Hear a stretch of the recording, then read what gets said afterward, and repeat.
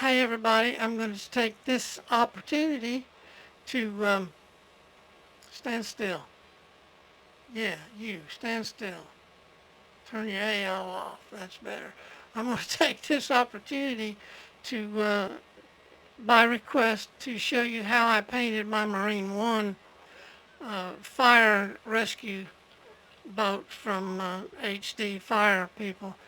Um, I know there's a lot of professionals out there that know how to do this. This is not for you. This is for people that are just getting started out with this and are getting frustrated with how to use UUIDs and alpha layers and things like that. And I'm going to try and make this one simple. In fact, it is kind of simple once you know how to do it, but then that's what they say about brain surgery too. But anyway, let me show you, let me swing around behind myself. And the boat, when I got it, whoops, look out, look out. The boat, when I got it, looked pretty much like that, almost the same, but it said, had some other markings and stuff on it, not at all what I wanted. Uh, I did want, however, this. This is Civil Harbor Patrol.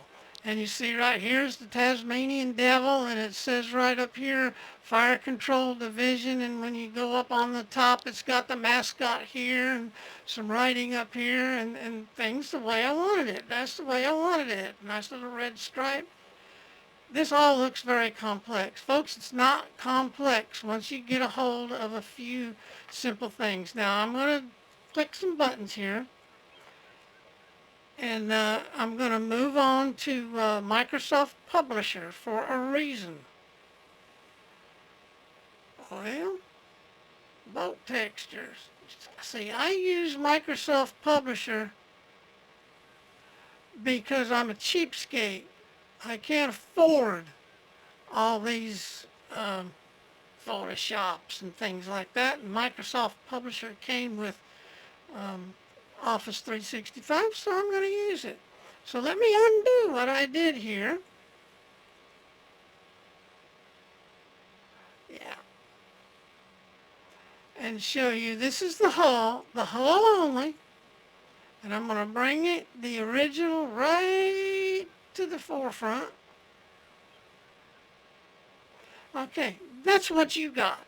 This is the texture that you have to work with, but you have two of them. This one's the hull, this one is the structures. And so, oh, it's already ungrouped. So let me bring the original forward, and that's what you have to deal with. Not what I wanted. Okay, so let's go back. And this is the original. Now, right here, guess what that is? It's nothing but a box. I drew a box, just a box. And I made sure it had no outline, and I made sure that it had no shadows. And then I colored it the color I wanted to put in that box. Okay? Then I just started sticking that box all over the place. And if you look right here, what do you see here? You see a good old-fashioned Tasmanian Devil. There he is, in all of his radiant glory. I found that by typing in Tasmanian Devil PAG and going to images. And I downloaded that for free. Told you I'm a cheapskate. Okay. So then I just started sticking stuff on top of my texture. Now watch when I throw this texture to the back, because all the stuff that I added is there, it's just behind the original texture. Now I'm going to send the original texture back. Bang! We have Tasmanian Devil. Oh, we've got two Tasmanian Devils. We've got words. Trick. Why did I put this Civil Harbor Patrol text lower, actually down into the black side, than this one? It's because when I didn't, then this one was too high, and you'll discover that with textures, they don't always work out right. So I had to do it again and move that Civil Harbor Patrol down so that it fit properly. All right, let's keep sending it back. Back, oh, blue, black, black, red stripe, blue circle, red circle, bang, bang, bang. I just kept adding stuff over the top of it until I got what I wanted. Then, now your program might be different. I grouped all of this into one picture. Now in Microsoft Publisher, you just simply draw a box around it and then click Group, and it groups it all. See, I can move it around now all I want to. Then I right click, I do Save Picture, I title it Test Marine 1, just for this video. I want to be able to find it, and I'm kind of slow, so I'm going to stick it right on the desktop, and I'm saving it as a PNG file. If you use anything that has an alpha layer or an alpha texture, like my Tasmanian Devil and my Civil Harbor Patrol is in a box, but the box is alpha, and the box around my Tasmanian Devil is an alpha, then you use a PNG. JPEGs do not support alpha layers, so don't use those, but use the PNG file. A lot of professionals in Second Life use a TGA or something like that, and they think it's better, and that's fine.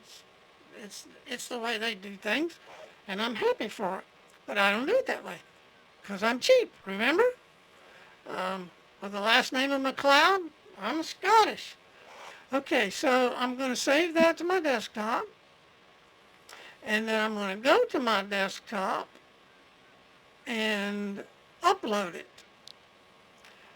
Upload, image, desktop, test Marine 1, there it is. I click on it, open it. Now I'm not going to upload it, but, and I got the wrong one, but that's the one with the right textures on it. I would upload it and it would be in my textures file, or textures folder in my inventory.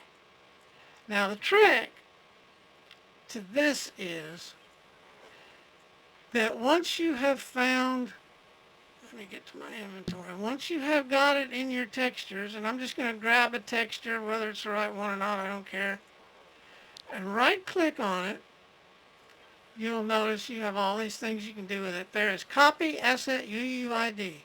You click on that, and you just copied a hexadecimal representation of that texture into your memory. Leave it there, you're going to need it. Okay, so now let me jump over here to this boat here, because that one's not mine. It's somebody else's that I painted. And let me put my HUD on. You're going to see why I have to have the HUD in just a minute, but I'm talking about simply the HUD that came with the boat. Marine 1 boat HUD. Okay, now I want to come down here, stop flying, and I'm going to sit, boing, and I started my engine. See, it's running. We're good to go. There's a reason why I'm sitting where I'm sitting and the engine is running. It must be this way. And once you've got the engine running, then you go to mouse look. And if you'll notice, right over here on the right is a main menu for this whole boat. Access, options, customize, get HUD, manual, report, all kinds of good stuff. Click Customize. Now don't click it anymore. If you click it again, it exits the Customize screen. Okay, now back out. Click on the hull, any place on the hull, and it gives you, oh, do you want red or black or yellow or fire rescue or custom? You don't want any of those. You want install UUID. You put your cursor in there, do a Control V, and it puts that big hexadecimal number in there, and you don't care what it is, because the minute you click submit, and I'm not going to click submit because the texture I just used was for sheer good Airbus H-160 helicopter. As soon as you click submit, then that hull for me turned into this right here. That, my friends, is all there is to it. Then you just simply go down here to this one, and I'm going to throw this one in the back. And you can see that I doctored that thing up too. Blue, blue, blue, blue, blue, blue, blue, blue, blue, Tasmanian devils, words, and all kinds of things. And then I did the same thing. I saved it, PNG, opened it, and while I was in custom mode, I clicked up here and opened the door. That's not the way you do it.